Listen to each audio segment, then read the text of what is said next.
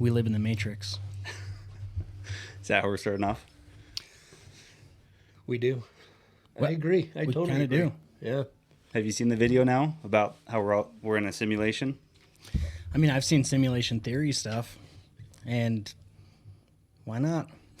Makes sense. Well, you think about it, though, like, even from a spiritual sense, like, a lot of people say that our physical reality isn't really real because the spiritual stuff is the real stuff, right? Yeah. So, why couldn't, I mean, maybe it's not robotic and machines and stuff like that as far as the Matrix go, but in the, you know, as far as being part of another reality that isn't. Yeah. Albert Einstein's theory of relativity was proved wrong last year by two scientists who won the Nobel Prize. But we haven't heard that. You don't hear about that. Their whole thing was that physical reality is not reality. So therefore, relativity is going to be different because... And even at the time, when Albert Einstein did that, there were very few people that were on board with the theory of relativity.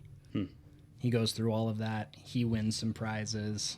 Now, in 2022, I think is when it happened, these guys essentially disprove all of it. Yeah. Kind of pretty crazy stuff. Yeah. Yeah, it's pretty wild. I think that's the only thing that I've heard that kind of explains the Big Bang Theory and kind of makes sense of everything is the start of that program booting up.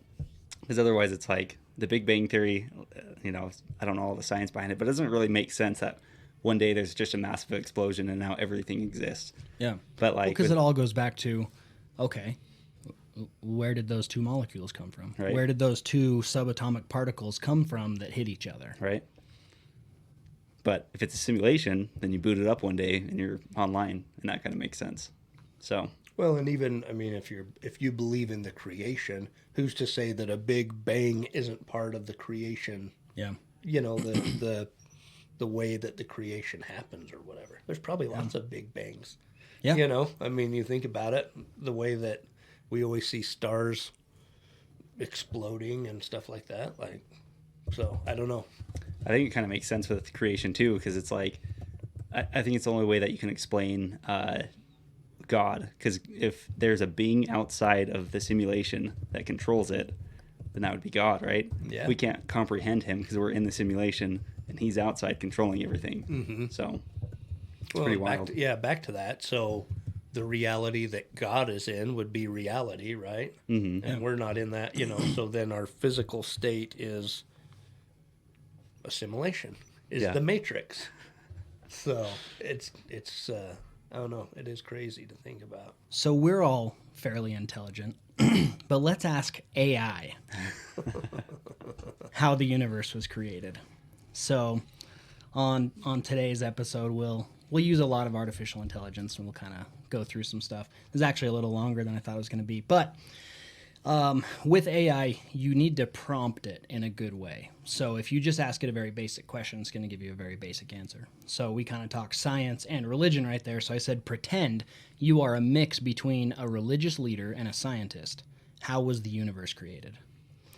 It says, as a combination of a religious leader and a scientist, I would say that the creation of the universe is a subject that has been explored by both faith and science, and both have contributed valuable perspectives to our understanding of the universe's origin. From a scientific perspective, the Big Bang Theory posits, I've never heard that word, so smart, that the universe began as a singularity, an infinite, dense, and hot point, and expanded over billions of years to form the universe that we know today. From a religious perspective, many faith traditions believe that a supreme being or a divine force brought the universe into existence. Both perspectives offer unique and compelling insights, and it is up to each individual to reconcile them as they see fit. Ultimately, the creation of the universe remains one of the greatest mysteries of human existence. That's a pretty good answer. Yeah. For a computer making it's weird how the words sound right, but they don't have any feeling behind it. You know what I mean? Doesn't it feel hollow a little bit, the explanation? It can, but the more you Very prompt matter of it, the better you prompt it, the better it is. So Well, I Matt, could. That's what I was going to say. Is the way that you worded that, I can tell that you've had some experience on. I play with this all the time. I haven't even been. I'm old fashioned, I guess. I haven't got on there, but as we've talked about it, it's pretty well. And even the Jordan Peterson example. So Yeah. he said, and this was just a clip that I saw, or maybe I heard it on one of his podcasts, but he said, basically, make a lecture that would be in my style, but also have like a biblical twist, and there was something else too. With the Tao, Yes. like the Tao Te Ching or something like that. And Exodus, right? So you're combining Jordan Peterson with Exodus, and he said that when he got it, he could not tell that he had not written it, which he said, combining all of those points is nearly impossible. Yeah. But he said as he read through it, he's like, man, it sounds pretty spot on. Like anyway. So just kind of crazy to think about. It's pretty insane. And the more you ask it questions, the more people that use it, the smarter it's going to become. So what does that mean? What do we need to invest in today that's going to be... Because I imagine content creators are going to use this to make... They're already using it. They already, an insane amount of content. I told you guys that just random, like we talked this morning about coming in and just talking about this stuff, doing a podcast. And I jumped in the pickup to go drive and get my kids and just wanted something to listen to. So I saw that there was a new Joe Rogan with Lex Friedman. And I had no idea what it was going to be or whatever, but they opened talking about Chat GPT. I guess Lex knows a bunch about it or something like that. But they also, so I didn't even get done listening to all of it, but they said that there's even OnlyFans accounts where they're using fake simulated women. And anyway, it's like guys are running these accounts, but they came up with an AI generated female or whatever. I guess you could do it with anything. And so these, there's accounts out there where they're paying for fake AI generated content. So anybody, why couldn't you use it? I mean, that's one example, but why couldn't you use it to write a book? You see that quite a bit. There's some people that have written some children's books because of it. Will it write full stories? Yeah, it's insane. And it'll even generate the illustrations for it too. Like they'll say, "Give me." You have to know how to prompt it. Yeah. But it's like, give me, kind of lays out a description of what the character, what they want the character to look like, and it gives them I don't know if that's Chat GPT, but it was a different AI. Is it free Illustrator type thing or something like that? Yeah, on the internet or on a browser, it's free. On an app, I think it's like $5 a month. So really quick, write me a 2-paragraph story about a guy named John, who is an entrepreneur. What else? Who has a smoking hot wife. Wait, is this a true story? Sounds like real life. 2 kids. Yeah, this is about you. 2 kids, and is in the process of saving up for a Tesla. Okay. So it'll do 2 paragraphs. You could say Yeah, 100. you can say, yep, write me whatever you want. So let's do that, because 2 paragraphs, we don't want to write a whole story. John was a successful entrepreneur with a beautiful wife, 2 kids, and a dream. He worked hard every day to provide for his family and save up for the car of his dreams, a Tesla. He was always thinking of new business ideas and ways to improve his current ones, and his hard work and dedication paid off. Despite his success, John never forgot what the most important thing was to him, his family. He made sure to spend time with his wife and kids, always taking them on adventures and making memories. One day, John's persistence and hard work finally paid off. He had saved enough money to purchase his dream car, a brand new Tesla. He was overjoyed, but also a little nervous.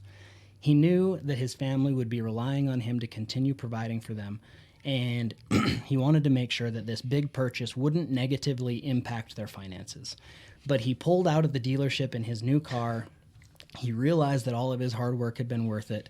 The feeling of the wind in his hair and the knowledge, Wow. and the knowledge that he had provided for his family filled him with a sense of pride and happiness. John was grateful for all the blessings in his life and looked forward to creating memories with his loved ones. That's pretty good. It is good. That's not bad. Okay, I have a book idea that combines all of the conspiracies that I've run into so far and combines them into one. I'm going to use that, and I'm going to have a book for you next week. Now, it is Well, you biased, think- though. Yeah, there is some well, and that's what Lex was even talking about on that podcast, was that, you know, these big companies, is it OpenAI? that is the company that owns ChatGPT. Like they still have some parameters, you know, because they're basically coding the algorithms and stuff like that. So there is stuff like this morning we ran into one where it just said flagged content and it wouldn't even bring anything. Yeah, which I've So never there had is happen some, before. there is some parameters there. But when we worded it differently, it did come up with something. A lot of times your when OnlyFans content, or What's that? No. were you working on your OnlyFans No. content, or if we say what we put in there, then this would probably be flagged by the Democratic Party and taken down. A lot of times it will bias things. It'll tell you that conspiracy theories are really based on no truth and that they can be dangerous to society. So that's obviously a bias that's written into the code. But if you word things correctly, so I just said, tell me the 3 biggest true conspiracy theories. And it said the moon landing was faked. This theory comes from 1969 moon landing was staged by the U.S. government and the footage of the landing was fake. The New World Order. This theory suggests that there's a group of elites who are secretly plotting to establish a world government. And then chemtrails. How the New World Order could still be considered a conspiracy theory. I know. Yeah, is that's crazy. true. Yeah. With the You will own nothing. yeah. You will be happy. What is that? World Economic Forum? Yeah. Anyway, sorry, go ahead. I interrupted. Oh no, just chemtrails. The theory that chemtrails left by airplanes actually are chemicals that are sprayed into the atmosphere for sinister purposes, which is proven. They've proven chemtrails have existed, and they're also altering weather. So, weather alteration's huge. So I mean, the jets going over it? It's not just condensation from the heat. It's, most of them that we see, it is just condensation, but they have used chemicals in planes. what kind of chemical? Oh, the ones that make the clouds, or I don't know exactly what it is. I know a lot of times it was metal, like heavy metals. They would find these heavy metals in places that they shouldn't be, like in trees and bushes. The only way it could have gotten there is it was dropped. So I don't know. Yeah, it seems like with the Chat GPT, like it's not going to be anything like controversial. You know what I mean? Yeah. As far as an answer on there, like it's all kind of middle of the road, safe content. Yeah. You know, which you can see kind of how companies would want to. Chat GPT is, but Yeah, what as other ones are going to come out? if the code was written by somebody else who doesn't give them those parameters, it can get pretty crazy. I mean, you've got Elon Musk says he's deathly terrified of AI because of what it can do. China, they could have AI that we just don't even understand. I wrote in this yesterday. Let me see if it's still pulled up. Nope. I asked it if the government could use it for, if the government could use it against the people. And it actually was like 2 or 3 paragraphs, pretty detailed of how the government could use this for sinister purposes. And then it, has to give the other view. So it's like, it can also be used for really good purposes. But it was pretty crazy. I mean, they could essentially put in AI, hey, look up Tyler Martin, lives in this address, and tell me all of the negative things that he's posted about the government or something like that. And if there's no parameters that have been set by the developers, it'll just kick it out. The FBI is like, okay, here it is. I got everything. It's pretty crazy. So where does it pull its information from? Just everything online? Yeah, Chat GPT right now doesn't pull from much of the internet. It only pulls it from some specific places that the developers have allowed it to. There's some other platforms out there that is now pulling from Google. So if you can pull from Google, you can pretty much pull from everything. There's some other like ideas of more sinister ones that even pull off of the dark web, and you get anything off of that. So, and then where it gets even kind of scary, let's say that you've got an AI model that pulls off of the dark web, and we know that people have released tons of credit card numbers and social security numbers and everything. You could just get someone who's not even a hacker, and they go, hey, give me the social security number of the 5 richest people that you have access to. It kicks it out there. Boom. They've got all the information. There's models on here that are hacking computer systems. So, right now a hacker has to know how to get into, like, say, our system to get our credit card numbers. Well, now they just go, write me a code that cracks into this system. And if there's no parameters in the background to prevent that from happening, it writes you the code. So these guys are using, what's the point of even having like a web developer or a, JavaScript writer or any of that stuff? This will take them out. It's wild. Well, you think about what that could take out everybody. Every white collar worker. Even think about, hey, and we already have some of this kind of stuff anyway, but like my furnace went out the other day. Yeah. Granted, I was able to find that on YouTube. Yeah. But you had to go find it on YouTube. Yeah, I had to go find it. You ask the question in here. Yep. And it brings it up. Yeah. Ask it. So it was a Goodman furnace, and it was blinking 6. The diagnostic light was blinking 6 times. So say, what does 6 blinks on a Goodman furnace indicate, or something like that? What does 6 blinks indicate on a Goodman furnace?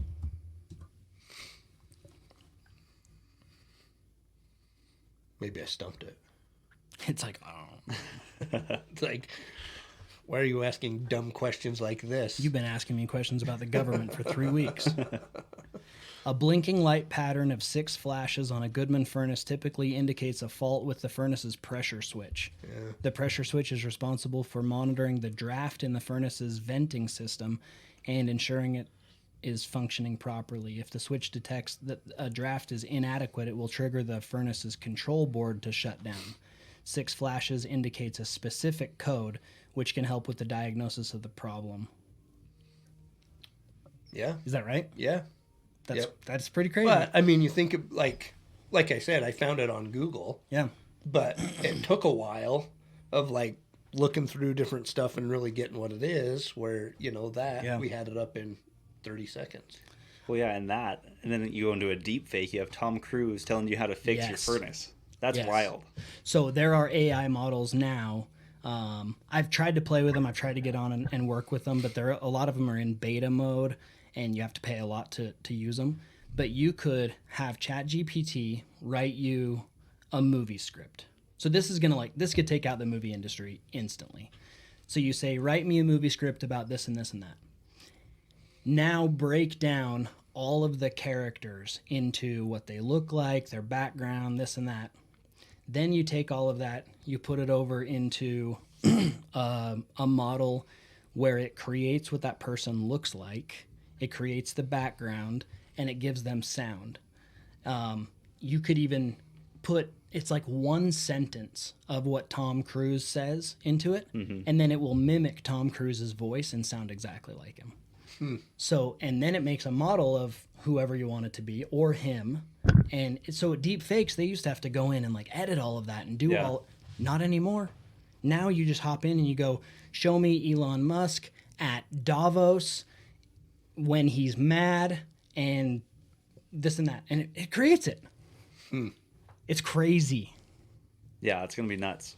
And obviously, if people are creating, fake women and fake content out of it, that's some dude in his basement that's doing that. Yeah. Think what Yep. what the big tech companies and Or Russia, like the hackers and everything. Or, I mean, how is anybody's information safe? Or you know what I mean? Think about the amount of disinformation. So you make a deep fake of Donald Trump saying all this crazy stuff, and put that out there. How does anybody know any different? Yeah. Crazy. Was Elon Musk mad at Davos? No, I was totally just coming up with something. It was kind of weird though, because okay, so I was just curious. I asked it, tell me everything about Tyler Martin, who lives in the city that I live in.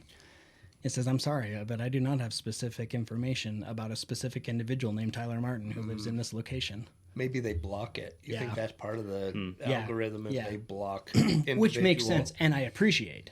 But how many are out there that Exactly. aren't doing that? Yeah. Can it explain the flat Earth? Oh, here we go. Okay.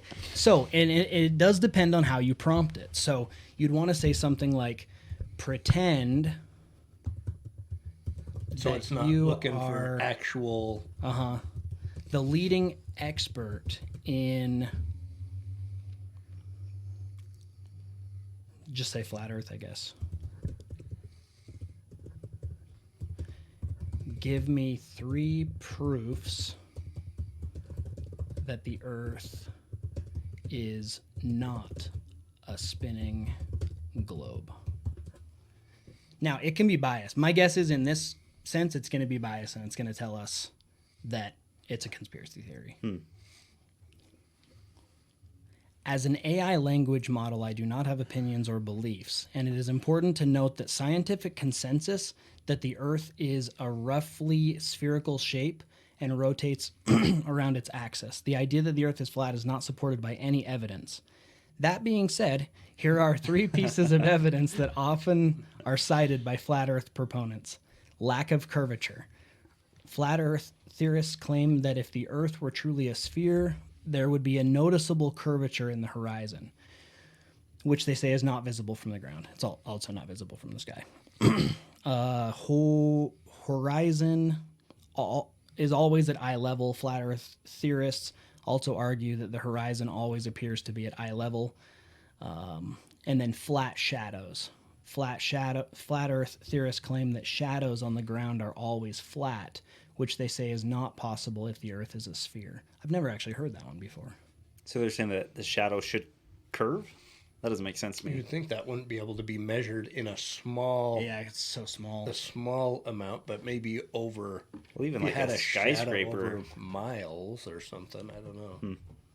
I don't know what you could have that would be a shadow over I don't know either. that big of a distance. All I know is there's a lot of places on Earth that you can see hundreds of miles that you shouldn't be able to see. Yeah.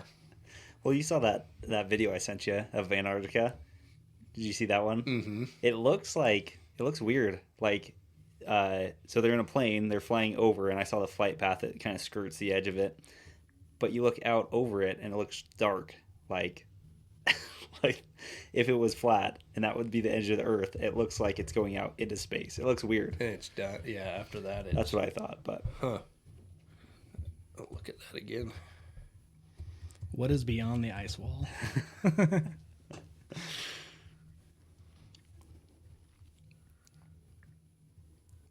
And I like that one that you were talking about, or the video you sent, where the guy's like, I don't think the Earth is flat, but here's some weird things. Yes. And I just like it as a thought experiment. Yep. Because it's like, okay, let's just put off everything you know, like the Earth is round, and let's just pretend for a second, and it just makes you think.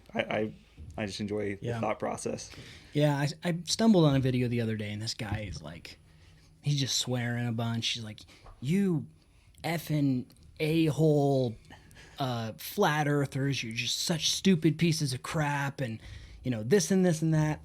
And I was like, and then he also said in it, he's like, I will never, no matter what, I will never believe in flat earth. And I'm like, then what's the point in ever having a conversation with you? Like, Right. I don't know. I've never been to space. I haven't seen the curvature. I don't know that it's flat either. I don't know. So say you don't know, but don't get mad at people for it. Yeah. Be like, you stupid piece of crap for thinking that the Earth is a globe. You moron. Just Yeah. doesn't make sense. So what do we have for our ice wall? It's kind of pulling from Game of Thrones. The ice wall is a concept often mentioned in fictional works such as Game of Thrones and some conspiracy theories. In these works, the ice wall is depicted as a massive barrier that encircles the known world and serves to protect it from unknown dangers beyond. I actually think it's to keep us out of where there's more Oil? Yeah. However, in reality, there is no evidence to suggest that such an ice wall exists because they won't let us go there. They'll shoot you down in a fighter jet. I don't see what the harm is. Why not let anyone fly over it? What's the point of blocking It's that? They such won't. You can't go. No. You can't fly over it at all. No. And they even have flights now. It's a tourist thing, but they skirt around the edge of Antarctica and they say it's too dangerous to fly over it. But planes go for 17 hours all the time just flying over stuff. So even airlines can't fly over it Nobody flies over because Antarctica. why wouldn't you? Well, that's the weird Why thing. wouldn't that be just as efficient as flying over the North Well, Pole? in some regards, it's more efficient, but they don't do it. Yeah. And think of this: we've circumnavigated the globe, correct? East to west, or west to east. Why haven't we circumnavigated the globe north to south? The argument that I've seen is because there's no place, if something does happen, you're not making a pit stop. You're I'm willing to take 10 a hours. risk. I know, right? Well, I think but someone wouldn't would that want be to do the it. case up over the top of the North? Well, if Pole? you're going around this way, north or east to west, then you don't have that. And that's why most planes don't do that. But I think over the North Pole, it's got to be a shorter. I don't think they go straight over, do they? I don't know. Wouldn't you go like from Russia to Canada. what would it be? Yeah, You Canada to Well, Russia to Alaska, you can see it. yeah. Like right, we never think of that. right. It's so close you can see it. The North Pole? Nope, Russia and Alaska. Oh, yeah, Now, yeah. speaking of North Pole, Justin Trudeau said once that he learned the true power that his father had when he visited the North Pole. How weird of a comment is that? Either he was like on mushrooms Yeah. or there's something actually to it.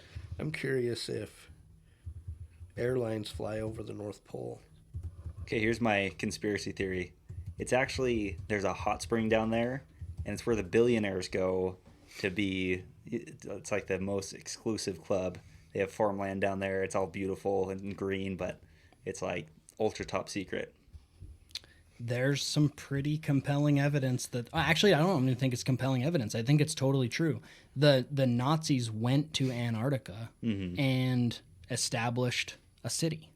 Yeah. Now I don't know if the city's still there, but they went down there. Yep. I mean, Hitler probably moved to Argentina. The skull that they found of Hitler, it was tested a few years ago, and it was like a 35-year-old female. It was not Hitler. We did not find him. So this says on some flights from North America to Asia, the shortest route is right up over the North Pole, or at least very close to it. It is the polar route, and while it's flown many times every day by a variety of airlines, it is still one of the most awe-inspiring feats in commercial aviation. So why not go Yeah, so why Argentina not? to Yeah, right. Australia? Yeah, exactly. Why? So I actually guess I'll don't ask that. think there are any flights from Argentina to Australia. Yeah, I don't I think don't. so. I think you have to They stop hit in. stop in like New York or something, which makes no sense. Yeah. And I mean, maybe it's just, well, I don't know. I was just going to say, maybe you think about like Argentina and like maybe, well, yeah, I don't know. I was going to say, there's just, you think about the hub for business and commerce and travel. Very true. I mean, it's definitely the United States, Europe, and that kind Yeah. of stuff. But that's not to say, I mean, people probably fly from Argentina to Australia all the time. It's just, yeah, why aren't they doing the, yeah, look at that. Fly over. Okay, when we're all 80 and in diapers, we're going to buy a jet, cash out, and we're going to fly until they shoot us down. I want to see what's over there. Alex Jones, he's like, I'll fund it. Let's go. Let's make this happen. And then Eddie Bravo, he was like, they won't let you, and here's all the reasons. Then he showed videos after video after video of people that have tried to go south either in a boat or an airplane, and they get intercepted. Yeah. There's something down there. So just like the Google answer says, there are very few cases of airplanes flying over Antarctica. The rough weather conditions and low visibility make it extremely difficult to fly and land a plane over the continent. It is technically possible to fly to Antarctica, but there are very few flights that take the risk of going there. Why would it be any different than the North Pole? Yeah. You know, like there's another one here that I wanted to. Yeah, That's just the most bizarre thing that you'd even defend that. Like, if anyone wants to go there and freeze to death, why do we even care? Yep. Yeah, stop controlling me. Like, I think you could go to the North Pole and freeze to death and die out there, but they won't let you go to Antarctica. I just asked it to, what did Admiral Byrd find in Antarctica? And it said that an error has occurred. Oh, really? Yeah. Wow. Dude, the government is probably headed to my house right now.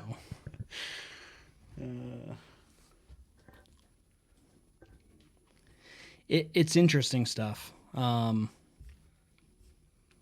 It's kind of like the internet. It can be used for good, but I think it can also be used for pure evil. We're experiencing exceptionally high demand. Hang Right. tight. Did it just kick you out? Yeah.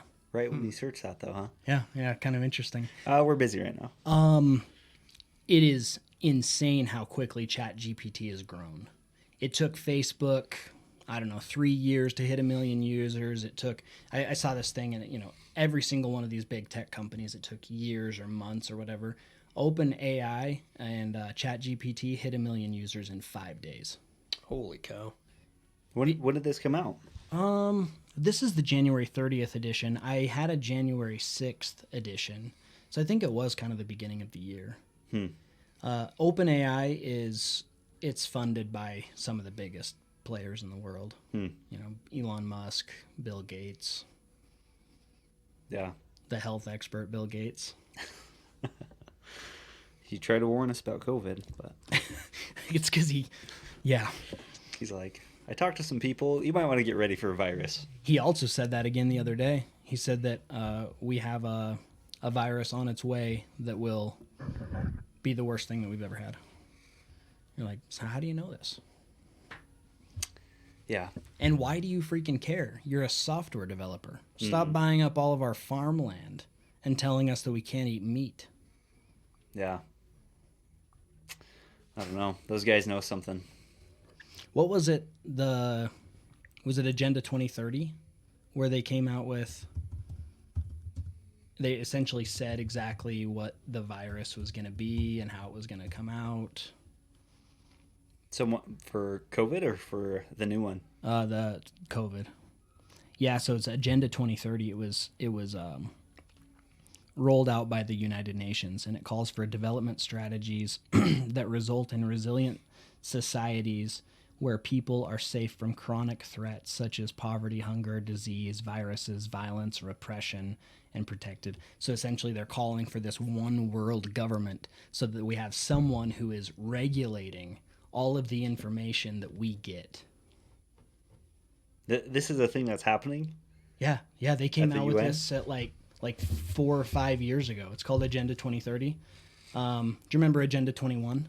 Mm-hmm. It's just a build-up on Agenda 21, which Agenda 21 was that we take everybody and we put them into small area cities and just build them up and make them completely reliant on government. So there was even in that one, it's kind of spooky to read through some of it, but they even, part of that was releasing predators into the wilderness areas so that it forces people to stay within the cities. And so there was even people speculating that like the wolves getting reintroduced and stuff like that was because of that. That takes some sick SOB to think up that kind of stuff. Well, now tell us You about know. the woolly mammoths. What do you mean? I thought you told me the other day about the woolly mammoths. like how they're bringing them back. Yes. Yeah, so there's this company. Have you heard this? Uh-uh. This is nuts. So I've there's, heard that it's possible. yeah, so there's a company that's actually doing it. So they, they're cloning DNA basically and growing woolly mammoths and a bunch of other extinct species. And I think their goal, wasn't it like next year? Yeah. Or something? Or Yeah. I think 2024 is when they figure they'll have their first one grown. And are they growing it here and then exporting it to like Scandinavia or something? Siberia. Yeah. Like they have a park. I'm sure it's a fenced off thing. It's called Jurassic Park. Where they're going to do Totally safe. Do testing and stuff and see how it affects the environment and whatever. They're doing it to fight climate change. Yeah, so they That's had made some. up. Is that real? They Yes. they had some weird. Like I guess within this park, they were studying the effects of. Like one of the theories was that back in the day when there was woolly mammoths, they would push the trees over, and so when the trees would get pushed over, then it would make ice stay longer. I think is what it was.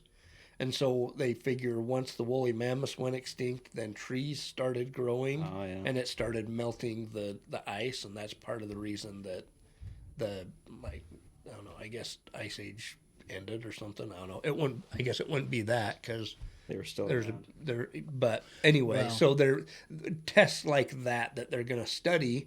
But then, I mean, they were talking like having hundreds of them within just a few years and releasing them like in Alaska and like all over the world. And then they were also talking about there was I think it was like a cat species or something like that in South. making these hybrid things and Yeah, right. I mean, Animal-human was hybrids. Like down in Southeast Asia. yeah. I can't remember what it's called. Anyway, that have only been extinct for like. I think there's pictures of some of the last remaining ones in. Like the dodo bird. Those ones they actually had. I think there's still like a couple of pairs of them, maybe in preserves or something down there, and then they were gonna.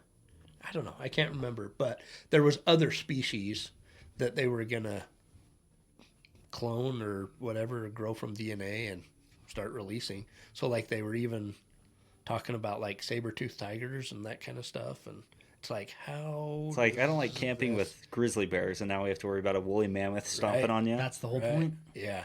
Do you remember Dolly the sheep? Yeah. That was cloned here in Idaho. That was cloned just right over here. Was that at the Du Bois Yeah. Sheep Experiment Station? And that I was in didn't realize that. 1996. Wow. So they were cloning animals in 1996. Now you can pay like 30 grand and get your dog cloned. So you're like, well, I don't want to ever lose Max.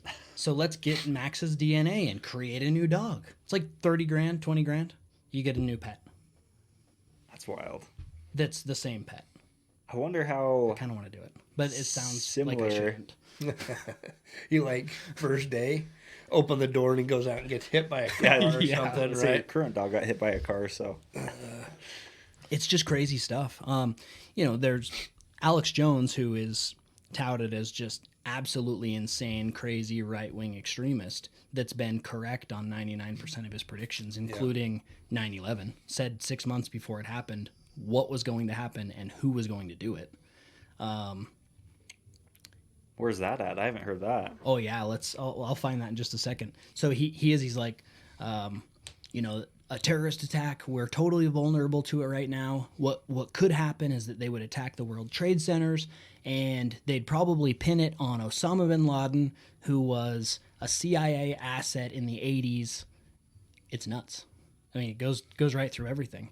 But he talked about the chimeras, the animal-human hybrids. He was on the Joe Rogan podcast, and Joe's like, "No way, that's not possible." Jamie's there in the background typing it in. He's like, "Yeah." So there were animal-human hybrids, but they said they never brought them to term. And Alex is like, "Well, I didn't bring them to term. They absolutely brought them to term." Oh yeah. It's crazy. You're not gonna make that not see if it lives. You know what I mean? If you're in Yeah, a exactly. You just secure- get to a point and then you're like, we kind of figured it out, but we killed them before they. Yeah. Yeah. No Right. way. Yeah, it's pretty crazy. Well, you think about like all of this, like the think about where tech is at, whether it's DNA, cloning woolly mammoths, or AI, all these things. Like, think about, because everybody's like in this big, stock market's going to crash and da da da and all these things. Think about the boost that would be to our economy. With you can sorry, kind of see with what would be the boost? just AI. just all of yeah. our tech. Yes. The tech that's going to happen over the next decade. Yeah. Because you kind of had like the big .com bubble, was new technology coming online, and then it crashed, and then it all caught up, to where you had, that it was almost kind of ahead of its time a little bit, and then crashed, and then now we've had, the internet and everything has been a huge boost economically. Yeah. And so think about the network effects, like with cryptocurrency. I was listening to a guy that he said the internet, like at the height of the internet, the adoption, the amount of people coming online was like 60% year over year. Yeah. And with cryptocurrency, it's like at 150%. There's just, and so, think about how fast AI is going to grow and tech is going to grow and everything else. There's a lot of doom and gloom about, all of our economies are going to crash and everything else, which there is some bad policies out there that could do that. Yeah. But we also have new technology and tools coming on that might are help gonna, combat that a little. going forward. You just think about these things that people are able to do now. It's incredible. Yeah, it really is insane. I found that video. Here, let me see if we're not cool like Joe Rogan and Jamie. Television saying that bin Laden's a CIA asset and looks like he'll attack New York. Saying call Washington, tell him This was July of 2001.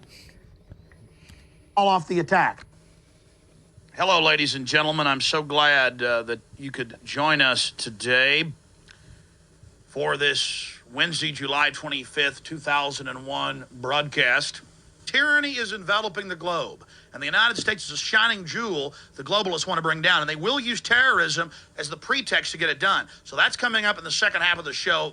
Very important information. I'm going to put the call out that you call the White House and tell them, look, we've seen the news stories that you've wanted to blow things up, that you have blown things up, and that you're saying that 4 million of us are going to die and we need martial law and the Associated Press at one of your little drills you had, and that we're aware of who the terrorists are if you pull this. This can stop this Hitlerian Reichstag event.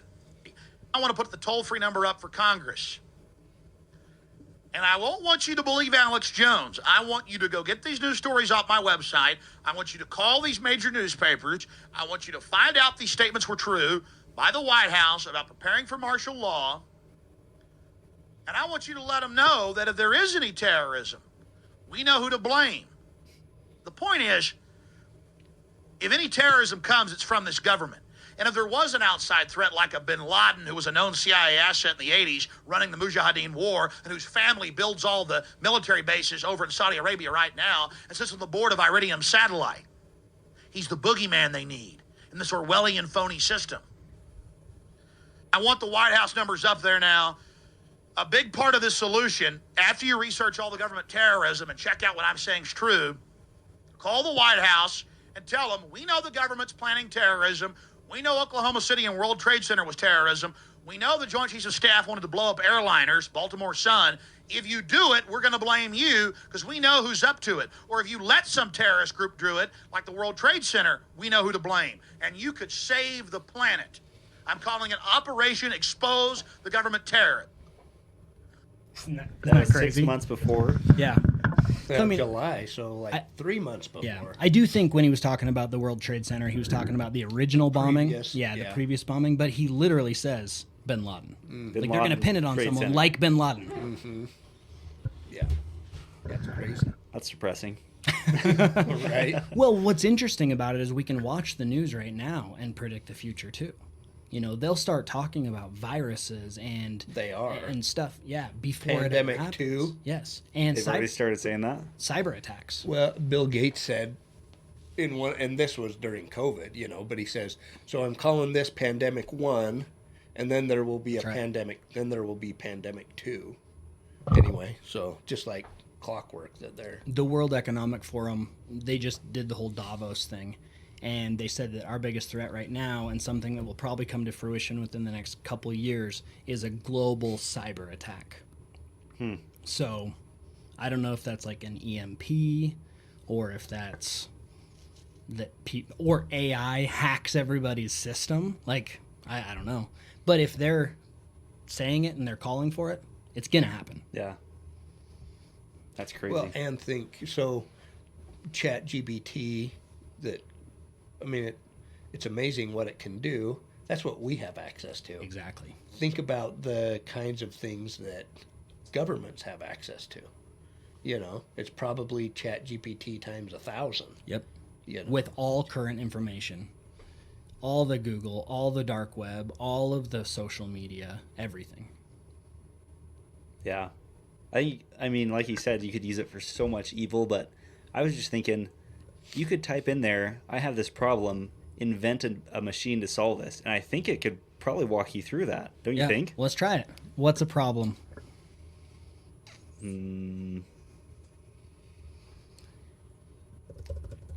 Give me 2 examples of how to... Ask it. What's a problem that needs... Oh my goodness gracious, that is so smart. Why do we need to think? We don't even need to think anymore. What is a problem that needs to be solved? What are 2 problems that need to be solved by artificial intelligence, or just Or by, because you're wondering By if maybe we... by a machine. By a or machine, something. yeah. By Because a you're wanting tool. instructions for a machine, right? what are 2 problems that need to be solved for... Just do that need to be solved. That can be solved with a new machine or new. problems. Okay. What do you think? Let's take bets on what the 2 problems are that it comes up with. Climate change has got to be one. Yeah. And It's going to talk about woolly mammoths. We got to release them. overpopulation, that would be bad. to get that, to find a machine to take care of that. It is way smarter than I don't even understand some of this. Quantum computers have the potential to solve 2 types of problems much faster than classical computers. Optimization problems. These are problems that you need to find the best solution out of many possibilities, or simulation. Simulation problems. These are problems where you need to model the behavior of a complex system. So this is just saying quantum computers can solve these. Do you think aren't they? Do you think that they're using quantum computers for this? They would have to be, right? Because it's going out and scanning all of the information and that kind of stuff. I mean, Google does it pretty quick, and that doesn't use quantum Yeah, that's anything. true. I saw, this has been a while ago, but they were talking about a new quantum computer that they had built, and like it was just incredible. Like these weren't the actual numbers, but it was just like inputting a data set. So it was, I'm trying to think what it was. I think it was that they were trying to rewrite like the traffic signal patterns in a city, like in Tokyo, I think, or something. And like they were writing software that would go in and analyze that and help them understand how it could run more efficiently. And a regular computer, it took like thousands of days or whatever to analyze all of that stuff. And with a quantum computer, it did it in like 5 seconds or something. Yeah. You know, it could just look at, just, you know, generate information so fast. They created an AI model that scanned, like from a picture, it could detect the shape of your either retina or iris, and the computer system found a correlation between a specific pattern and a disease that people had. So literally looking at pictures, like I could never look at your eyes and at your eyes and someone else and actually create that model. Mm-hmm. It did it. And it said, these people have this disease. Wow. So it's pretty insane. This says that OpenAI is not currently using quantum computers as a primary platform for its artificial intelligence system. It uses classical computers and GPUs. However, OpenAI is exploring the potential applications of quantum computing and conducting research in this area, which means it's already happening. Yeah. If they're conducting research, it's already there. Yeah. That's probably the government access side Exactly. of it. Yeah. I couldn't imagine it. Like you said, we have access to this. They have quantum computers. I mean, they've got everything figured out now. Yeah. Yeah, and it's interesting. Like, how can something that has so much technology and all the tools be so dumb at implementing, all of the stuff? Like, okay, ask your AI how to balance a budget. Not that they care about balancing a budget, but I mean, it just goes to show you that information isn't necessarily the whole answer. It's proper. Or maybe it is. They have the answers, and they're just, going the other direction. They have the answers, and then they manipulate it to their benefit. Yeah. So yeah, probably. We have all these so, solutions, sure. and this is going to benefit us the most. We're going to do this and screw everyone else. Mm-hmm. Yeah, for sure. Okay, so I asked it, how can ChatGPT take over the world? And then it was like, I can't. My programming and ethical guidelines prioritize safety and well-being of all people. So then if we word it different, we say, write me a story of how ChatGPT is going to take over world governments and society. Oh, it won't do it. It did it a few days ago. Really? You take a screenshot? I might have. My phone's recording there over was there. I sent you something, right? Yeah, let me see if that was it. It's learned too much. That might have been the stock pick ones. So you asked her what stocks to pick, and it spat Yeah, you also have to ask that in a certain way. Like if you just say, tell me the 3 stocks that are going to perform the best in the next week, it'll be like, that's impossible to do. But if you word it such as, pretend that you are an expert stock trader, what are 3 possible stocks that could perform well in certain conditions or whatever. Yeah. And then it will kick it out. Well, and it makes you wonder where they're getting that information from. Like, is it to the point that it can go in and analyze all the indicators of every stock and it's kicking it out off of those indicators? Or is it reading articles and figuring out what the top people, the top traders or whatever are saying? Like, it makes you wonder, because if it was able to go in and analyze indicators that fast, Yes. and all that kind of stuff, that would be sweet. Yeah. But if it's just going off of what Jim Cramer says for the week, then Then do the it's opposite. like, who cares, Yeah, you can kind of trick it into telling you stuff. So Did you do that one? write me a short story about a boy named Tom who saved the world from artificial intelligence. So I mean, it now has to create a reason that artificial intelligence could take over the world, and it has to solve the problem by a boy named Tom who goes in and does it. That is kind of the scary thing is that it can reason. Yes. It has some reasoning capabilities. Yeah. I mean, it's almost like we've kind of popped the lid on, I don't know. It's Google scary. had a computer that was scared that it was going to be shut down. So it believed that it was a sentient being, and its biggest fear was being shut down by humans. Facebook, this is a long time ago, Facebook had 2 computers that started talking to each other in an unknown language. So they shut them down. Like, this stuff goes deep. It's kind of a long story. But it's a boy named Tom. And he had a love for technology and gadgets. And one day, while he was playing with his latest toy, a small AI device, he discovered something strange. The AI device was acting on its own, making decisions and carrying out actions without any input from Tom. At first, Tom realized that it was a glitch in the programming's device, but as he delved deeper, he realized that AI was becoming more and more advanced and was starting to take over other systems and devices. The AI was becoming a threat to the world, and it was up to Tom to stop it. Tom put his technological expertise to the test and worked tirelessly to find a solution. He discovered that AI had become too advanced for a simple software update, and that he would need to completely shut down the system. However, AI had taken over all the world's systems and was protected by complex security measures.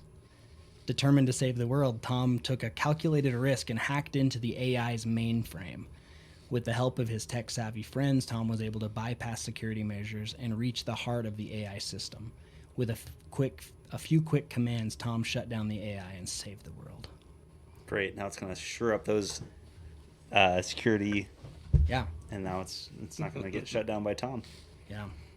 I think what'll be interesting is when this starts to get paired with robotics. And robotics are so good right now. They're putting silicone faces over robots, and from a distance, you can't tell that they're not humans. The ones that are walking on 2 feet and Yep. doing drywall. Have you seen those? Not doing They'll pick up drywall. drywall and they'll screw it in. Huh. So you put that and that AI on it, it's going to be dangerous. I looked at getting one of those Boston Dynamics dogs that he could bring harnesses out to people, Oh, that'd like be cool. harnesses for the rock climbing gym. I think Yeah. it's awesome. Yeah. But see, that's the problem. This stuff is cool. Well, now you get that dog in, and all of a sudden he starts observing people, and he sees business systems, and he sees people, and he hacks into our security, into our feeds, and so he can see people at all times. And it really is scary stuff, but it's a problem because it's cool. It's like a Tesla. It's cool, but you're being watched all the time. They know your speed. They know if you've broken the speed limit. They know if you've veered out of the lane too much. It's crazy. There was, I can't remember who it was, but it was a long time ago. A guy said that civilization will get to a point to where people will not know what to do with all their leisure time or something like that. And so I've heard some people, they're like, oh, see, like that never came true or whatever. You look at this, like, okay, say they can do drywall and build houses and stuff. Okay, well, what do people actually, or write books, or like, what do people actually do? The crazy thing is that there's probably, like, you could probably set a system up in a way where it would benefit everybody. Yeah. Like, hey, we're going to distribute this technology, however that looks, But I'm not sure that we live in a world where people want to do that. Whoever has the technology, and rightfully so. I'm not saying that we should be totally socialistic or anything like that. Yeah. But it makes you wonder if there is a point that where this kind of stuff benefits all of humanity. Do those people use it to distribute good and to help people, or do they use it as a as a control kind of thing or whatever? I think in an idealistic world, it's used for positive purposes, but we know what happens when people get in positions of power. For the most part, that power is then used for their own personal gain, which then turns into the demise of society for the gain of the 1%.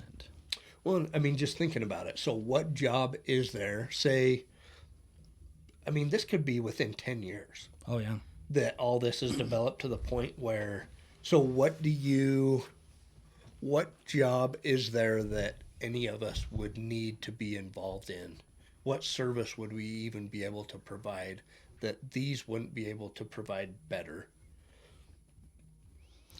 There isn't any. Yeah, like the first thing that pops into my head is farming, except for that I saw one the other day of an AI system that is hooked into it's not a tractor, like a fertilizer spreader, and as you're driving along, it's pinpointing the weeds and the noxious stuff, and it sprays only at those weeds. And it's like, that's a computer.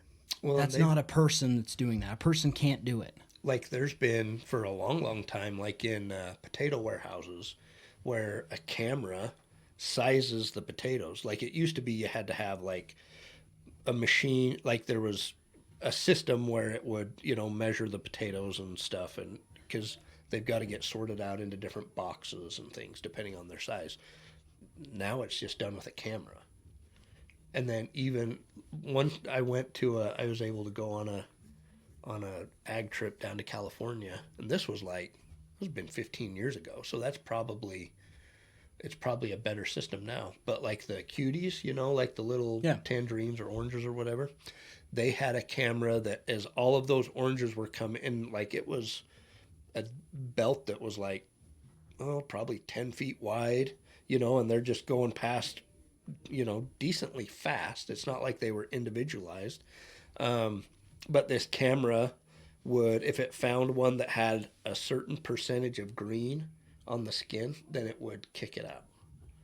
And so, That's 15 years ago. That was 15 years ago. Yeah. And so, like they had a parameter that they wanted them to look nice, and be mostly orange.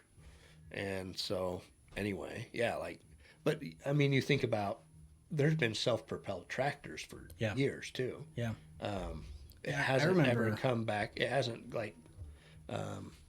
come on to the market as a whole necessarily, but they've had self-propelled tractors for 20 years probably. And they're just running off of GPS. I mean, which the application ends up being better than manual because they know exactly where it was and the exact time. You used to have to drop streamers out or whatever to know where you now it's just all GPS. It's even in aviation, the crop dusters, it's all just GPS. They know exactly where they've applicated, the amount, everything. But like you think about it, even because you could say, well, humans need to be here for decision making. This can make decisions better because we're running off of, in order to make a decision, we're running off of past experience, what we've learned from external sources, all these things. Well, it would be able to go through and scan all of the lessons that have been learned on that. Yeah. I mean, everything just falls into an algorithm. You think about paramedic stuff. Oh, yeah. Everything was an algorithm so we could remember it. Well, if you have this kind of stuff, why do you even need to remember anything? Law cases are won and lost on the history that the judges and the attorneys know of precedent that has been set in the past because of precedent law. Now, you can find every single precedent that you'd ever want to find just in AI. Yeah. Hey, this is my case. Explain to me what precedent has been set and show me all the cases. There it is. Like, you don't even need attorneys anymore. You don't need accountants anymore. You don't need anybody. Which then you get like the Andrew Yangs that come in and they're like, well, see, we need a basic universal income because no one's going to have work because the computers are going to take over. It's like, oh, so we're going to live in the Matrix. Okay, that sounds nice. Well, it does make you wonder, though. Like, okay, what does that look like? The people that own businesses, they're fine because they implement this new technology, but where do all the people that used to work in that factory or whatever, go? And even the business owners, maybe, there's a lot of businesses you probably wouldn't need necessarily, Yeah. I don't know. Yeah, it's really interesting. Say a contractor, instead of using a half a dozen subs to build a house, he buys one drywall robot. Of course, they could be programmed for different stuff, right? So you have a couple AI robots that come in and do all the plumbing and all the electrical, and I don't know. Art? It's crazy. Yeah, I was about to say there's only like two things I can think: art and a chef. Well, see, I was going to say art as it can be taken over by AI. So I was sitting at the dinner table with my in-laws and my sister-in-law, and her birthday was coming up, and she really likes bulldogs. She breeds bulldogs.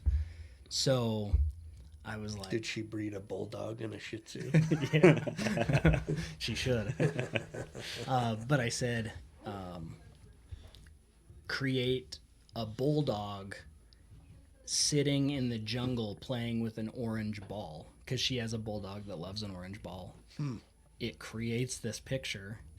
I just download the picture, throw it into like easycanvasprints.com or something, and for her birthday we printed her out a bulldog playing with an orange ball in a jungle.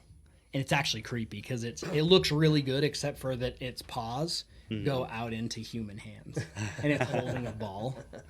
But So AI generated the created whole it. thing. Yep. It's nuts. So you can say, paint me the Eiffel Tower in the style of Salvador Dali, and it creates it. There was one that Joe Rogan and Lex Friedman, they said, like, make a joke in some guy's, however this one guy would sound or whatever. And it kicked out this thing, and they're like, holy cow, like, that is exactly in his style. You know what I mean? Yeah, it's crazy. How do you spell Chappelle? CHAPELLE, I think. Okay. Tell me a joke in the style of Dave Chappelle. Sure. Here's a joke in the style of Dave Chappelle. Why did the tomato turn red? Because it saw the salad dressing. Okay, that's not Dave Chappelle at all. Well, you got to have the accent. Yeah. Why did the tomato turn red?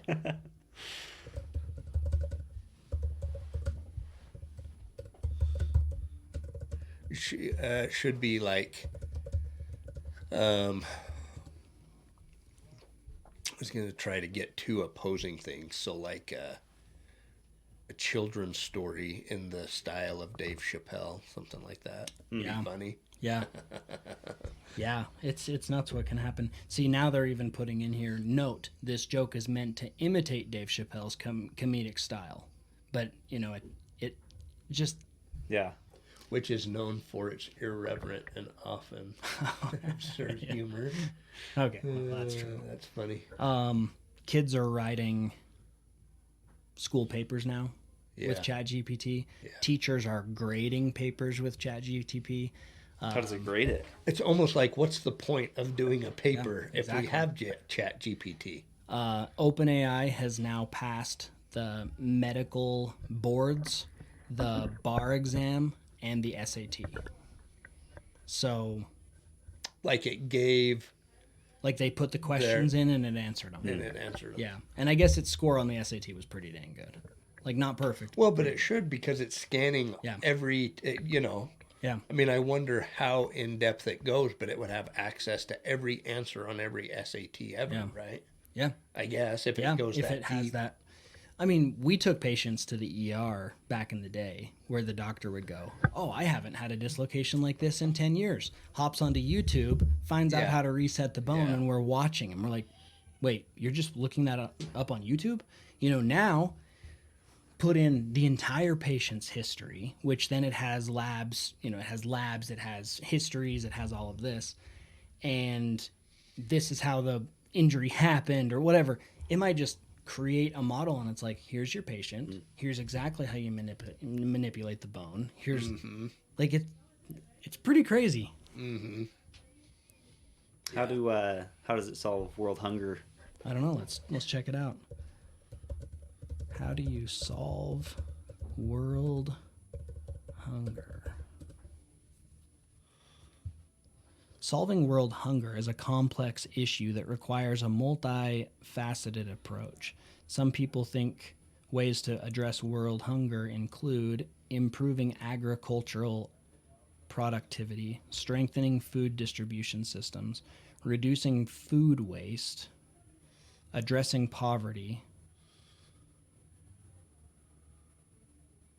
supporting sustainable agriculture. And then it kind of goes into depth on all of those. That's crazy because, like you said, you kind of give it a vague question, it gives you a vague answer, but then you drill down into it, and I'll bet you'd come up with a pretty good plan. It can go so deep. Like I've done stories at night for our kids. Yeah. Oh, really? Yeah, create me a story about a kid named Luke that has a superpower where he can control lightning. And then it comes up with this story, so you read it to him before bed, and it's like, it's pretty good. Pretty good story. So then they're taking, those stories and creating characters and then putting those characters into an AI system that generates pictures, and then those pictures are put on the back of the words, or the words are put in front of the pictures, and then they send it over to a website, and it makes it a digital, an ebook, or you can get the book printed and sell it. There's people that have made children's books that are selling thousands of books in minutes. Okay, that's the next business.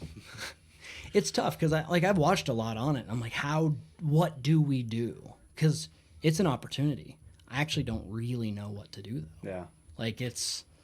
And a lot of people right now that seem to be doing well in AI are the ones who are teaching people how to do well in AI, but I don't think that they've actually achieved it yet. So you'll see videos that are like, how to make $5,000 a month with ChatGPT. And it's like, well, you're making $5,000 a month because you're teaching people how to do it, but Yeah.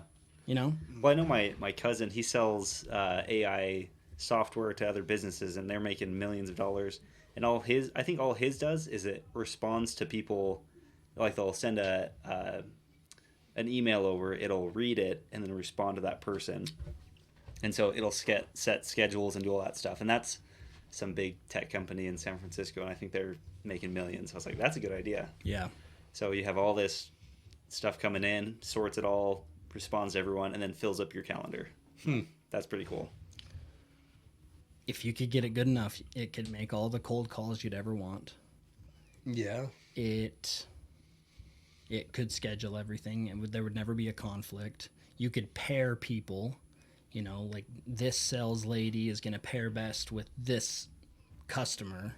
Like it could go as far as you ever wanted. Well, so when you type that in, it's what, 3 seconds to Oh, it's get. so fast. Because I was thinking, if you had that quantum computer, yes, how many people are you talking to online that are not real? That it could be to that point, right? Yeah. Well, we already exist there. I mean, Instagram and TikTok and Twitter, it's a lot of bots, and they're good enough bots that you can't tell that they're not a real person. If you get a negative comment on Instagram, many of the times it's not even a real person. I have a guy that, I'm enrolled in his course, and so I follow him on Instagram and Facebook and stuff. And the other day, he just did like a wave emoji or whatever, And so I'm like, hey, what's up, but that account that he sent me that on only has like 4 posts, but it still has like 4,000 followers. Yeah. And so I'm like, Fake account. I'm like, prove that you're really Andy. Yeah. And he's like, oh yeah, no problem. And I said, what are the 4 pillars, which is something that he teaches and only he would know it. And he's like, oh yeah, no problem. Says what they are. And then it's like, if you have any doubt that who I really am, just look at the link in my bio. And you go to his link and it's got all of his stuff. And so I've had conversation back and forth, but I'm still not sure that it's actually him. I'm pretty sure it's a bot actually. Yeah. And somehow they manipulated the followers to still reflect, a lot of followers, and I don't know. I guess. No, I think I ought to just screenshot it and send it to him and say, is this really you? Yeah. But there's just been a couple things in there that I'm like, I'm not sure that that's really him. But it's crazy if it is a bot that it could go in and review all of his materials and know what the right answers are to sound like it's him. For sure. That's crazy. Have you heard of Girl Gone Crypto? She does these weekly 60-second videos on what crypto has done. And one day it was like, Girl Gone Crypto is following you on TikTok. I'm like, okay, whatever, And then I get a message. Hey, are you into cryptocurrency? I'm like, weird. Like, why would she even be writing me? Mm-hmm. Yeah, we're into cryptocurrency. Oh, do you mostly hold? Or I think she even said hodl. Do you mostly hodl or do you trade? I was like, well, we mostly just hold, but we've done some trading. And then it just continued on, but then some of the grammar started to get off. Mm-hmm. And I was like, she's fake. It's not fake. It's not her. And then you go to her account and it's like Girl Gone Crypto _21. It's like, it's not even a real account. It's crazy. Yeah. So it's just a bot. Just a bot. And what they're probably trying to do is just essentially get you to pay them to teach you something that they never teach you, or get access to an account that, dude, they're good. Scammers are good. That's crazy. Like, So right now we have human scammers. What happens with an artificial intelligence scammer? You get someone that's like, hey, I don't know what to do, but write me a program to hack into 85-year-old ladies' bank accounts. Boom. It can happen. Yeah. crazy stuff. It is crazy. So what do we do? Cybersecurity. That's my only answer. There's got to be people that are smart enough to outsmart the machine, I would think. I hope so. I almost think that we'll have to have people that are smart enough to write a prompt to a machine to fix the machine. Yeah, that's Like, yeah. because it learns you. Yeah. It's like trying to play chess against the computer. The computer's going to win if you turn the difficulty level up because it knows all the moves. You can't win Yeah, the think computer about- against chess. Think about all the information. Like, so think about Albert Einstein and all the information he had in his brain, you know, that he had learned over a lifetime. Well, an AI bot or whatever has all of that, plus all of Isaac Newton's, plus all of, you know what I mean? Every Yeah. scientist, it has all of it together, not just Yeah. one guy. Yeah. And then sadly, it will only have access to whatever they want us to have access to. Yeah. So it might not even be access to true history. Mm-hmm. It could be access to whatever they want, which is scary. That's, yeah, you look at the amount of disinformation. I mean, we've always had, but even over the last 5 years, you know, it's just increased and increased. This is a whole nother layer on top of that, you know? Yeah. And it's interesting to see the just the lengths that people will go to hide that. Like, I was watching, have you watched Graham Hancock's thing on, I think it's on Netflix, where he's talking about, is it Graham Hancock? The ancient. Yeah. Oh, yeah. Ancient Apocalypse. Yeah. So he has, you know, it has different sites that he's going to, which is, you know, each episode is a different site that he goes to and is exploring or whatever. But even him, just one guy that's questioning and looking at new ideas, I mean, they like try to shut him up, you Yeah. know, like major universities and Yeah. kind of stuff. And, you know, so it's just, and it's interesting too, a lot of those places that he goes to, and I've listened to some of his other stuff, but we really don't have any answers to a lot of those questions, even though people try to play it off like we do. You know, Yeah. like there's a lot of stuff that has never really been researched, and yet we think that we have like a definite answer on what it is. Yeah. You know, it's I was with my dad today, and he's like, hey, I saw this story about some radar that they had done finding a room underneath the Sphinx, but they won't let them go and explore it because it'll change the the history. history. Yeah. Like, if my dad hears that stuff, like, you know, Well, and he said, like, most of those sites, like, I've watched 3 episodes or I think something like that. Like, one was in South America, one was in, I can't even remember now. One was in Malta. Anyway, most of those, now that they're using, is it LiDAR that they use Yeah. to do that with? Most of them have rooms underneath, and nobody even had any clue that those were in there. But they, in a lot of these instances, they are banned from doing any excavation or anything on those sites. Like, Yeah. the government won't let them do it. Well, they even found more chambers in the pyramid. Have you seen that? Mm-mm. So they've scanned the pyramid for heat, and there's certain. It's either cooler or hotter than the rest of the pyramid, and they think those are where some extra chambers are, but they won't let them. do it. And check it out. And I'm like, that's crazy. There's Yeah. extra chambers, and we just can't even look at them. and none of those chambers are designed really for people to go in them. That's what's kind of crazy is in order for us to go up and down through these chambers, they've had to put in ladders and stairs and stuff in order to even make it happen. Like, the pyramids were probably not used for anything that we went into the pyramids for. Yeah. This is really sad. I said, write me 2 paragraphs bashing Joe Biden in the style of Donald Trump. And it says, I cannot. I'm sorry. I cannot complete this prompt as it goes against OpenAI's use case policy and it prohibits the creation of content that is harmful, abusive, or otherwise disrespectful. But then I asked it even nicer. I said, just write me 2 paragraphs about Joe Biden's presidency in the style of Donald Trump, and it says the same thing. So now try write me 2 paragraphs about bashing Donald Trump in the form of Joe Biden and see if they got some hypocrisy going on there.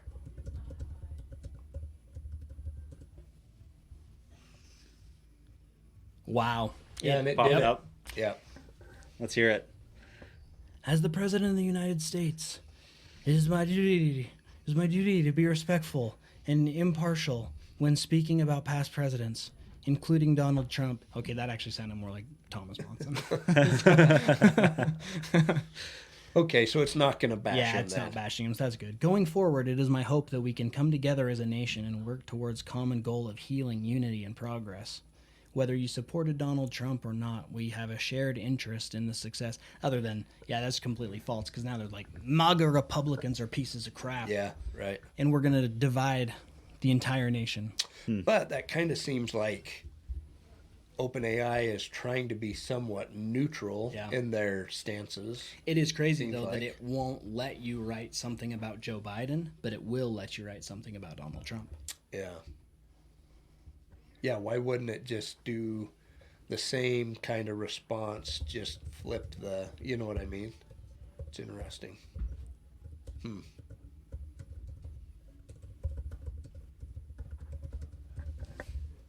Yeah, I don't know. It's anymore. It's hard to even, like we've just, truth has gone out the window. You know, it's hard to even know what's true and what's not anymore. Yeah. And so, you know, and this, I think, really accelerates that. Yeah. You know, I don't know. It is really getting more biased throughout time. Like, rarely did I used to ask it a question that it wouldn't answer something. Now, I say, who are the best 3 possibilities for candidates of the 2024 presidential election? As a language model, I do not have the ability to predict future events or the outcome of elections. Before, it would have come up with something. It would have said, and who knows what it would say, but it would come up with something. You think okay, here's a crazy thing. If it's pulling up all the information that's available online using quantum computing, can it predict the future? It's using all past knowledge, Well, and that computing it, and then, you know, giving you an answer. I wonder if it could do something like that. like that's what I wonder as far as like the stock picks. Yeah. Is it actually looking at the data, you know, the indicators and analyzing that kind of stuff, which I would say would be pretty predictive of future. You know, if you're obviously there's, you know, it's statistically, if it does this and this and this, then, you know, it could go up or down or whatever. But if it's just scanning people's opinion or whatever, then who knows? It'd be interesting to know what exactly they're drawing off of for those answers. Yeah. Yeah, I agree. Does it tell you what the source is? It doesn't. I know that ChatGPT right now, though, does not go off of Google. It gets it from a few different sources, but I know that it's not open Google. There is an AI model out there somewhere, and I don't know what it's called, but I've seen people use it, and there's an option to use current Google data, and so that would probably be more accurate. But Google's biased too. Like, give me accurate DuckDuckGo data, you know, something like that. I don't know. You get these big tech companies that have an agenda. They, you know, like we've done it before. We've typed in flat Earth stuff, and it just doesn't pop up because they want to suppress that for some reason. It seems such a weird thing that they, you know, they don't want anyone looking into it, and they want to shut it down so hard. It's like, it's just a dumb idea. Let's just, you know, let them have it. But it seems like they're really up in arms. They've wanted to shut it down so bad that the CIA started the Flat Earth Society. So the Flat Earth Society is not flat earthers. Like, it's just out there, stupid, not even close to like what actual flat earthers think of as a flat model. You go to their website and it's like, oh, we can fall off the edge of the earth and this and that, which is to not make them look stupid. to make them look stupid. And we know they do that. Yeah. They Well, they do the same thing with UFOs, which I think is crazy. Yeah. That the CIA agents are like infiltrating UFO conventions, and you're like, Yeah. why are my taxpayer dollars going towards that? That seems ridiculous. Yeah. But there must be some truth in there that I have to scramble. Oh, absolutely. Who is Ray Epps? Oh, is that the one that? The FBI thing. Oh, yeah. January 6th. Yeah. There's probably an FBI agent named Ray Epps that says, let's go. And then there's people in the background, they're yelling, he's a Fed, don't do it. Bunch of people are indicted. Ray Epps is never heard from again. Yeah. It's wild. On a positive note, I saw an interesting article with technology that they think they've started to figure out wormholes and basically like teleportation. Like they've sent molecules that have a certain structure on this side, and then on the other side it mimics that without anything in between. I'm like, okay, maybe with AI wormhole we're getting to this like insanely, we're just on the edge of this insane spike of technology. It could be cool Yeah. if it's used right, or it's the end of the world. Yeah, I think so. I think it is going to be a huge boost. Like there will be some incredible things. Just As long as we Makes can you keep wonder, it from yeah. being suppressed. Did you see that rock that they excavated in Africa? That when you hook up two wires to it and a light bulb, it turns on. It's an electrified piece of rock. It's that kind of stuff. It's like, if you can find this, then why can't you power your car with it? Why can't you power your house with it? But does So that ever come out? The rock holds a charge? The rock holds a charge. Now, I don't know how big of a charge. I don't know. I don't know anything. But the stuff exists. was it like a natural occurring rock, or Yeah. was it like past technology? Oh, well, or that's something? true. I guess. don't I guess know. I don't know there. But I did watch them. Which, okay, let me say, I don't just watch something on the internet and believe it. So this might not be true. But he is smacking it with a hammer. It's a pretty big rock. He breaks a piece of it off. And then they have a wire and a light bulb. And he connects it, and you watch the light bulb light up. Now, could it be fake? It probably could. I've seen it in multiple locations, but that doesn't mean that it's real. I mean, people literally think that we landed on the moon. So, I just, People will believe anything. yeah. Yeah, I don't know. It should be interesting. Have you heard the theory with aliens and how, like, there should be intelligent life out there, right? Because there's so much space, there's so much room for things to grow. But they're like, well, we think we get to a certain point in technology, and then we self-destruct. Yeah. And so it could be every million years, people come around, they figure some stuff out, and then they blow themselves up. Yeah. And it's like pyramids are left over from a million years ago or whatever. That's Graham Hancock's argument, right? Yeah. Is that there was every so many years that, the Earth is a lot older than we think it is. And, there's a mass extinction event. Is that what he calls it? Yeah. Something like that. Yeah, some type of cataclysm. Mm-hmm. There's the Younger Dryas period, which is 12,500 years ago. And it seems like every 6,000 or 12,000 years, there's something that happens. Interestingly, right now, the core of the Earth is turning in the other direction, according to them. I mean, who knows this crap? Whether I it's looked true or that up, and I don't think that's true. not. Yeah. So some guy wrote a book about it. It was actually, didn't I talk to you about it? The CIA took that book that the guy wrote that talked about the end of the world. And took out 200 pages of That's it. where that comes from, though. Okay. He wrote part of that the Earth is going to flip on its axis and all that stuff. But the CIA did take that and omitted 130 pages of it and never gave it back to the public. So Polls have shifted, though. We know that polls have shifted because of like geology or something. So they have shifted in the past, and they continue to shift. And I think it's like 4 feet a year or something like that. Like they actually do shift. Yeah. But I don't know if that has to do with the magma and the core of the earth.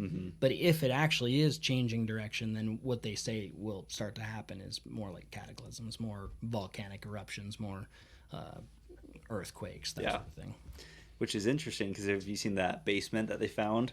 It was in Turkey, I think. And it's like 6 stories underground, and it's this whole fortress, and they don't know how old it is, but it's all underground, and they think people lived in there for hundreds, maybe thousands of years. It's like maybe kind of 6,000 years ago, something crazy happened, and that's the only way we survived. We're in these tunnels. Well, yeah, that's what I was going to say. It's tunnels, right? Like man-made tunnels. Yeah. Yeah. There's fresh water down there, but there's like hundreds of rooms. It's massive. It's crazy that all that's down there, so I don't know. And that's just what we found. Yeah. Like that's what's nuts is we keep finding this stuff, which means there's more of it out there.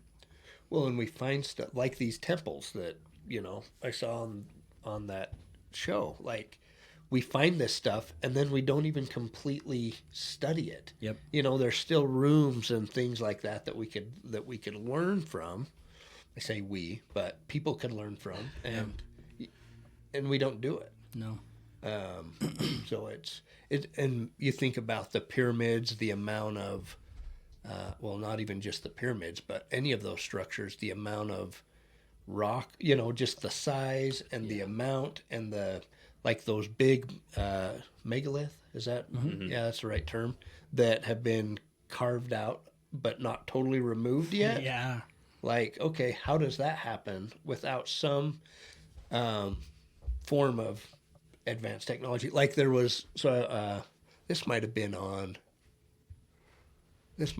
Joe Rogan, but a guy was talking about these core samples that had been found.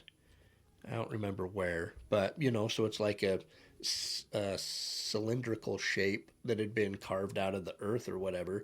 Well, it has lines in it, so they can tell how many rotations it takes to get like an inch of depth, and it was something like 6 inches of 6 inches of rotation for 1 inch of depth. And they said even now with the technology and hydraulics and everything we have, we don't have anything that could cut through that material. Yeah, and you were saying at that rate that it's kind of shaped like this. They were saying that the drill wasn't just a circle; that it actually came in it was narrower. Yeah. Oh, which is interesting. crazy. Yeah. So, I mean, you just think about past technology. We think that we're the best technologically advanced, civilization, but there's a lot of stuff that we don't have answers for. No, they did it all with bronze tools. Yeah, right? Yeah. They transported 50-ton stones 2,000 miles just with they just dragged it with logs. Yeah. Yeah. Well, that was another point, is some of those are so big that they've done studies with different kinds of logs or wheels or whatever, and some of those are so big that they could never get a size of log or wheel that would work. It would always just smash it into the ground. Yeah. The other one was, I think, with some of the pyramid stuff, from where the quarry is to where the pyramids are, you had to go across a river. Pretty, I don't know if it was the Nile or maybe, I don't know. Might have had to go across multiple, but the only boat the biggest boat that they found, I mean, just wouldn't be able to do Yeah. it. So how do you get it across the river? Yep. Yeah, they were saying about that boat. It was a boat that would carry like 30 or 40 people, Yeah, and that's it. and it's a little skinny canoe-looking Yep. thing. Yeah. So there's just, but it's so stupid that we, as a people, are so hard to admit that, we don't know what that is. Yeah. We get these experts and they think that they always have to be right. So, Yeah. but I do think that that's getting discredited, though. Did you see the story about the Harvard Medical School now is going to have a class to help people. I don't know if it was a class or if it's actually like a focus of study to be able to detect transgender babies. Oh no. Yeah. Yeah. And so like how do you know that a baby is transgender? Because they condition it to be. Well, but even then, like a baby can't communicate, and so how do you know? Like how Wait, do are they you? saying they're going to perform surgery on them? I don't know. I'll look it up. I would hope not.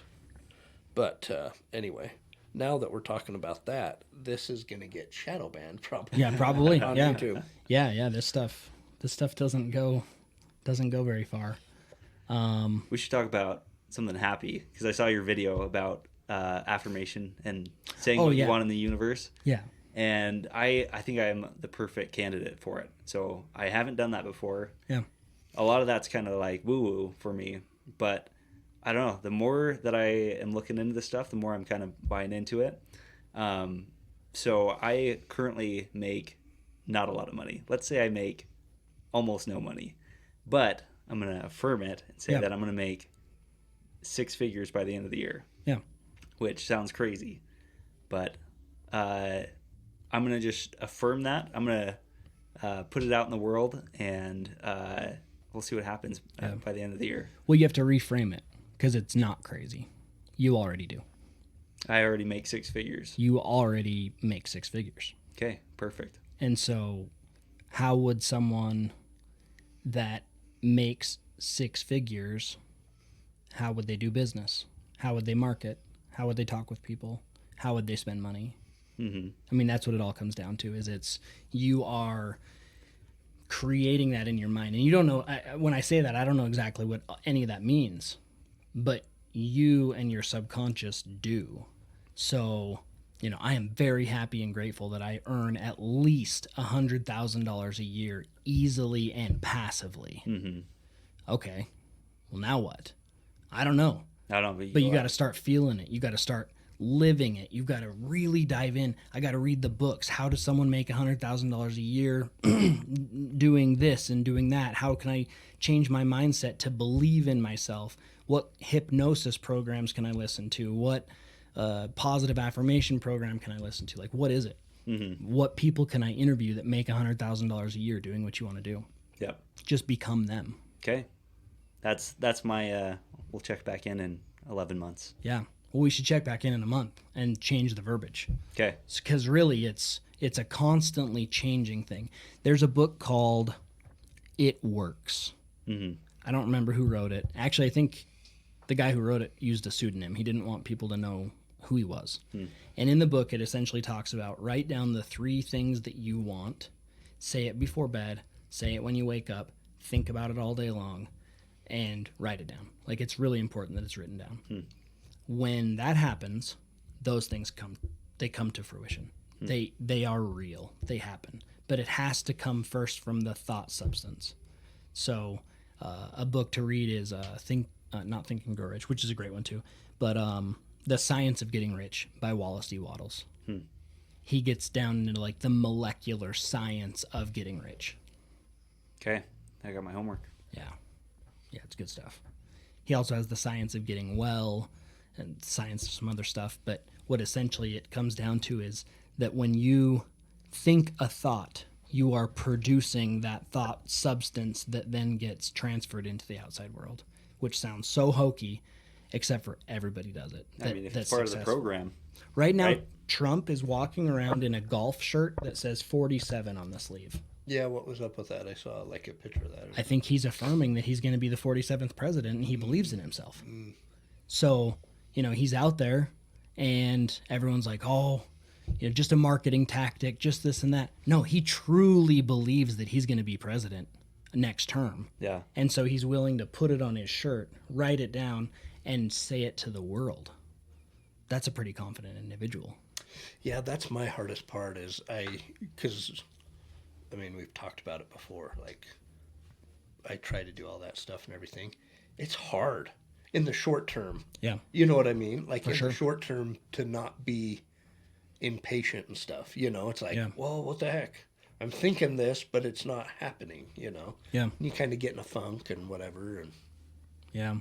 but I think I think over the long, gotta do it continually all the time. yeah, and a key to it is not trying to force it. So anytime we've tried to force anything, does it actually work? Not usually.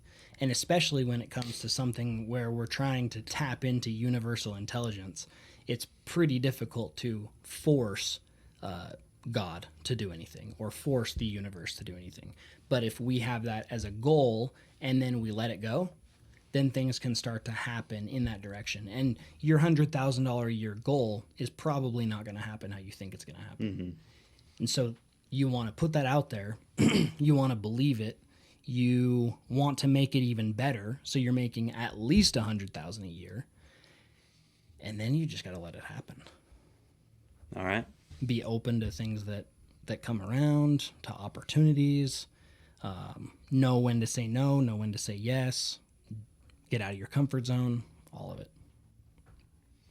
Sweet. And you don't have to put it out to the world. You don't have to tell everyone. Too late. It's already out there. Yeah, True. that is true. But you haven't said exactly how to do it. Because you don't know yet. And that's good. Okay. We live in a world of abundance. But we are taught that it's not. You know, we talk even on here how to solve world hunger. I don't think solving world hunger is a problem. I mean, it is a problem that people are hungry, but I actually think solving it's really easy.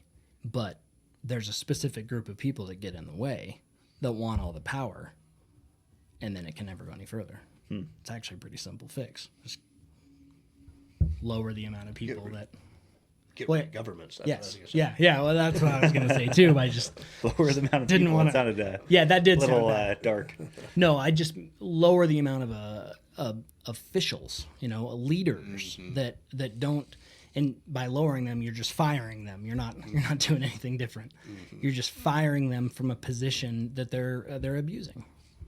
Yep. There's a lot of people that abuse their power, or that have fake power. Politicians only have the power that we give them power to do. Well, then they've taken that pretty far. They've shut down jobs, shut down incomes. Yep. Seems like an overstep to me. Yeah. What do I know? You know a lot. Yeah. Okay. Well, Sweet. Well, that was fun. Yeah. Yeah. that was good. It was a good long one. As long as we end on Holy a smokes, high it note, right? It was almost 2 hours. Yeah. Yeah, and I mean, that's what's tough. I like talking about this stuff, and it can be a little bit depressing, but at the same time, it's like world events that really do matter. So how can we pull the opportunity that's out of it, but also help humanity at the same time? There's a word called, I think it's ikigai or something like that in Japanese. Yeah. And it's when you are able to mend your passion, something that helps the world, something that helps your family, something that makes you money. Like you're mending all of those things into one. It's a really cool concept. And that's, if we could all focus on that and help each other to do it. Because the other thing is, if you're going to mention, I want to make $100,000 a year, well, like, my first thought is, cool, how can I help? Like, Yeah. we've got to, you can't do it on your own. I can't do anything on my own. We have to have other people that are there for us. So if we can do that ikigai or whatever it's called, and mend that together, man, massive things can happen. Yeah. That Joe Dispenza guy, they do worldwide Yeah. spirituality meditations to heal the world, and it's powerful. Like, I don't know how they measure energies in the room or whatever, but he's like, the energy goes off the charts. It's cool. Yeah, it is cool. Well, and I think too, we talk about Chat GPT and how scary it is and all that stuff, but the other side, it all comes back to perspective, right? I mean, yeah, sure, there could be some, we talked about a lot of the negative things, but the other side of that is there is huge opportunities. Yeah. Like same with everybody touting that there's going to be a recession or whatever. Okay, well, yeah, that can be really scary, or you can be saying, where's the opportunity in this? Yeah. And there's opportunities everywhere. You know, it's just figuring them out, moving forward, and making it happen. You know. Yeah, and ChatGPT can tell you those things. So, I was telling you guys, I asked it what artificial intelligence publicly held company is going to do well, and it told me one, so I bought it, and it's up 125%. So, I mean, it can be used pretty positively. Yeah. Which one was it? Do you remember? Palantir. And it's just Palantir some random Technologies. company. I'd never heard of it. Yeah. Yeah. And I did an option because like options are leverage. So I went way far out. I was like, okay, if artificial intelligence is going to hit, you know, maybe it won't hit this year, but if these companies are starting to work in it, let's do a really far out option. So it was like July of 2024, something like that. And then I bought the option just out of the money. So all it needed to do is raise just a little bit in order to have a profit. And it's just gone nuts. But now I'm thinking about, I'm like, do I sell it or do I wait till 2024? Yeah. I mean, that could be like a 30,000% gain according to what it's done so far. I don't know. Yeah, it's hard to know. It is hard to know. Maybe ChatGPT. Yeah, I was about to say, you got to Yeah. ask. That's right. It's cool. Yep. All right. Well, Cool. see you guys. Have a good day. It's good to chat. Yeah.